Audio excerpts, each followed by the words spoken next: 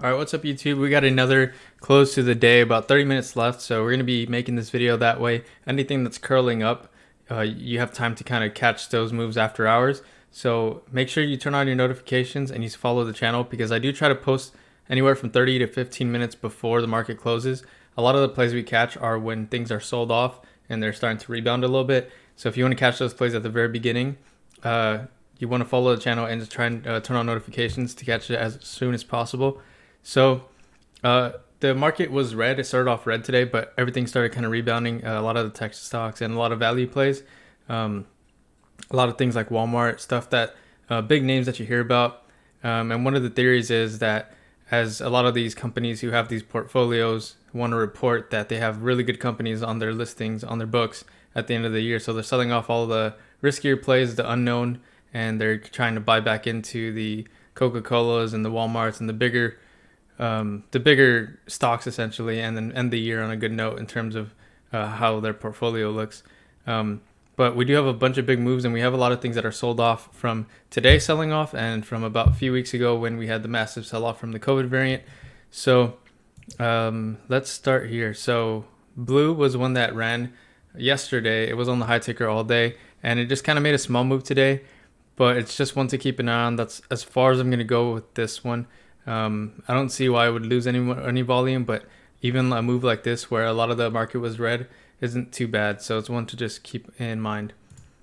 BFRI. All right, so this one still has a short interest tied to it, which is a big catalyst, and it made a big move yesterday and it made a big move today, but it does tend to sell off. So if you are playing, just make sure to take profits and not be too greedy and just hold, because it does come back down. Now, the reason we are mentioning it, even though it's down, because I don't think this one is over necessarily. I think this one has the potential to rebound. It still has a short interest play on it. And if anything, it's providing more opportunities by giving it a chance to come back under and get a good buy-in. And again, market is about to close, so I don't know if it's going to come up now or pre-market, but this one does tend to run a bit. AFRM is one that I like. I've been watching this one since it was around 170, and it came back down. Had good earnings, but did come back down regardless.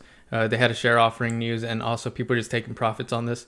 And then now we had the red market that kind of pushed everything down even further. So it hit 96 before and bounced up, and it stopped around 100 this time before coming back up. And I do think it's going to rebound, but tomorrow Jerome Powell is going to be talking, so it's going to have a lot of inflation talk and how fast they're going to be tapering. And that also might affect the market. And it's going to affect the market regardless. We just had the CPI come out at a 6.8, which is very high. And so we had kind of like that effect was kind of why everything was down today. So it's going to be interesting to see how it plays out tomorrow. I can't imagine there's going to be huge buyer confidence, but there will be stocks that run regardless.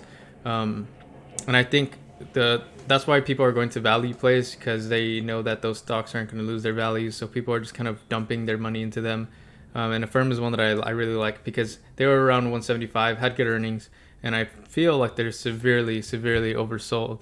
Bouncing around this $100 level. The last time they were around here were about 6 months ago, which is 2 positive earnings ago. And since then, it's been coming down, and a range of activities and things have caused it to come down even further. But they haven't had any negative news. If anything, they've had positive news, partnering with Amazon. And then here after their earnings, they had more news that they were going to be going exclusive with Amazon, which is super good news, and adding a lot of users to their platform. But regardless, people were taking profits off here, and people started getting scared on earnings, where AFRM was one of the first ones after PayPal to kind of start taking hits like this. But AFRM had good earnings, and I think it's severely oversold. They have no reason to be this low. So it's a good buying opportunity. And you can see from 175, that's a big range from 107 to 175 where it used to trade. It did have a price target increase right after the earnings to 180, but due to recent activity in the stock and how low it's been, the price target got reduced. I believe it was this morning or over yesterday. It got reduced to about 140, and it hit 140 after it hit 96. I mean, it was at 130. It bounced back really quick, because the range on here is very good. This thing can move $10 in a day, and if you really believe this is the bottom, then there's a lot of room for potential here. And this one trades exactly like Roblox. I mean, almost exactly the same. You have a double bottom just like before. And the Roblox price target came out at about $200, but there just hasn't been the volume to pick it up that much. And also, price targets sometimes range over a year or months, and I'm not quite sure what that price target was aiming for. But this one had a big sell-off as well, where they were just taking profits. This was after earnings. It jumped from 75 to almost 100 immediately, I think the same day, and then climbed before coming down. So this is a good kind of dip, a double bottom here, kind of testing this level again before potentially coming back up. Tomorrow could be the day where it comes back up, depending on Jerome Powell. I feel like either way, if Jerome Powell decides to announce tapering quicker, that's going to scare a lot of people. But if he decides to kind of keep it prolonged, it's not going to be necessarily the greatest thing, but it's not going to be anything different than what's already been happening. So it shouldn't cause any more fear. The key is to just like not have things change drastically in the market, so that way people can keep confidence. Otherwise, nobody's going to know what to predict, and I'm just going to kind of pile into value stocks. Lucid here. Lucid was coming up. Let me go to the smaller chart. So pretty good range as well, from 37 to 41. Moved about 5%, and that's pretty typical for Lucid on a good day, about 5%. It's not going to be a 20% mover or anything, but I mean, that's good because that means it's not that volatile as well. It did sell off previously, but I mean, this one has a lot of good hype behind it.